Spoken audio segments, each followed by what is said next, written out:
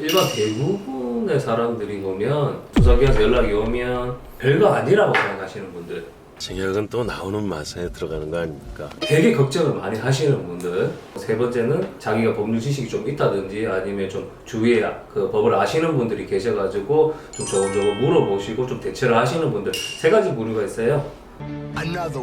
너무 이게 과하게 생각하시는 분들, 뭐 수사기관에서 별거 아닌데 불렀는데 자기는 이제 큰일 나는 줄 알고 연락을 두절하시는 분들이 있어요. 안녕히 계세요, 여러분. 간혹 그렇게 가다 보면 수사기관에서 이거 뭐지?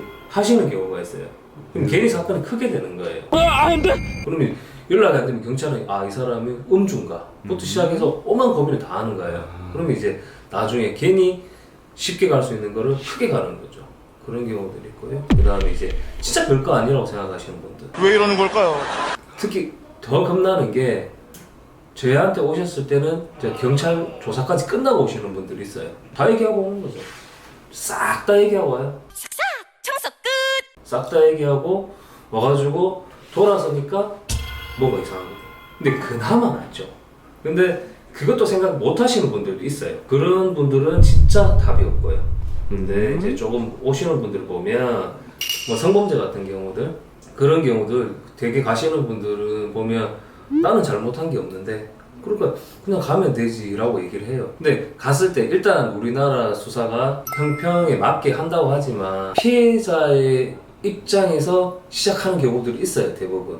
그렇다고 하면 자기가 불리하게 하지 말아야 될 진술들, 오해를 살 만한 진술들, 그런 진술들을 하고 오다 보면 이게 나중에 크게 자기한테 족쇄가 되는 거예요. 일단 경찰 조사를 받으러 가시기 전에 일단 상담을 받아보시는 걸 저는 추천을 드리고요. 그 다음에 상담을 받으라는 이유는 현재 자기 상태가 어떤지 진단을 받아야 되는 거고요.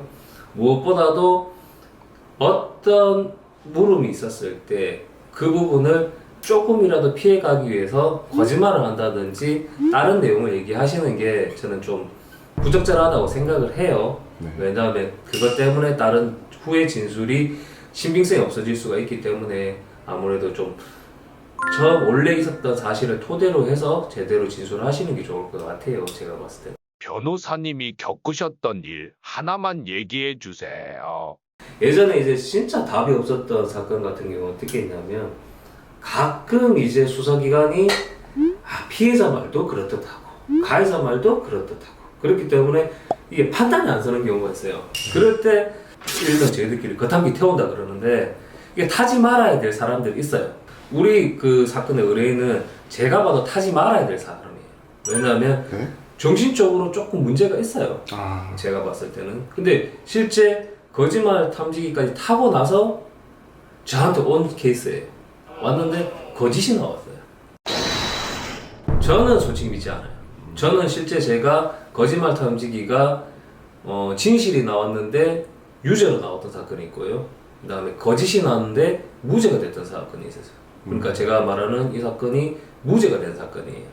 쉽게 말해서 자기가 좀 우울증 약을 먹었던 게 있는데 그런 것들을 이제 수사기관에 적극적으로 얘기를 하면 거짓말 탐지기를 배제를 한단 말이에요. 근데 이분은 그런 것도 얘기 안 하고 실제 가서 이제 거짓말 탐지기 검사를 했는데 거짓이 나온 거예요. 이제 그때 이제 검찰로 넘어가고 이제 법원에 기소가 된 거죠. 그 상황에서 이제 저를 찾아오셨죠. 저를 찾아오셨는데 난감한 거예요. 사건 그 행위 내용에 관해서는 그 장소에서는 둘만 있었던 사건이니까 누구의 진술이 더 신빙성이 있느냐. 근데 일단 기소가 됐다 그러면 혐의가 거의 뭐 인정된다고 보시면 될 거예요.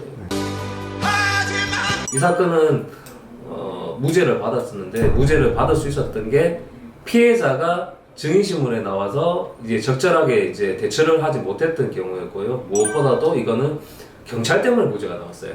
경찰 수사관님이 수사를 하실 때 넣지 말아야 될 내용을 잘못 넣으신 거예요. 쉽게 말해서 피해자의 핸드폰을 캡처한 부분이었는데 그 메모 내용이 뭐냐면 그 우리 피해자께서는 어떻게 얘기를 하셨냐 하면 우리한테 그날 끌려서 우리 의뢰인이 집에 갔다고 얘기를 하셨어요.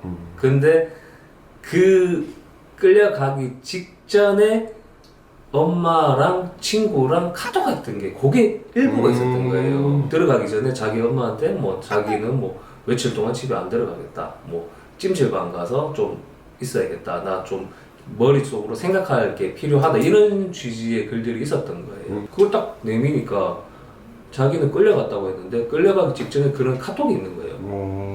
그러면 뭐 다 끝난 거죠 뭐. 그러네. 그래서 이제 그거는 무죄가 나왔잖아요. 지금 당장 경찰한테 연락이 왔다 해서 이거를 갖다가 대수롭게 생각하지 마시고요. 그리고 너무 과하게도 생각하지 마시고요. 현재 상황에 대해서 어떻게든 해결을 해야 되는 부분인 거예요. 그렇다면 본인이 좀 더 냉철하게 판단을 하시고요. 사람은 어떻게든 보면 주관적일 수밖에 없어요. 그렇다면 그 객관적인 시선에서 바라보면서 그 여러분들의 편이 될 수 있는 사람들의 조력이 필요한 거라고 저는 생각을 합니다. 그렇다면 그 부분에 대해서는요 너무 망설이지 마시고요. 누구한테도 얘기하지 못했던 부분들, 그런 부분들은 변호사하고 정확하게 얘기를 하고 털어놓고 얘기를 하다 보면 해답이 나올 수밖에 없거든요. 힘들면 저한테 오세요. 힘들면 어디로 온다? 일로 오세요. 일로 오시면 돼요. 저희 사무실에 연락을 주셔가지고 저랑 이렇게 얘기를 하시면 될 것 같습니다. 그렇게 해서 좀 더 좋은 결과를 얻을 수 있도록 여러분들의 편에서 항상 일을 하도록 하겠습니다. 여러분 감사합니다. 네, 감사합니다. 네.